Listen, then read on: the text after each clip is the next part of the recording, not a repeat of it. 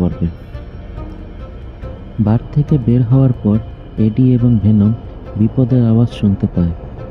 তারা শব্দ অনুসরণ করে একটি গোপন গুদামে পৌঁছে, যেখানে কিছু কুকুরকে বন্দি করে রাখা হয়েছে।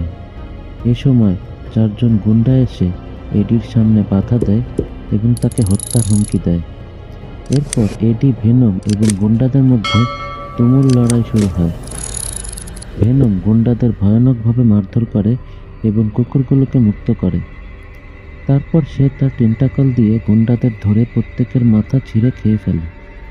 লড়াই শেষ করে এডি এবং ভেনম নিউ ইয়র্কের দিকে রওনা হয়, কিন্তু তারা খেয়াল করে না যে একটি জেনোফেস তাদের পিছু নিয়েছে। জেনারেল রেক্স স্ট্রিকল্যান্ড এডি ও ভেনম জড়িত একটি মামলার তদন্তের দায়িত্ব পায়।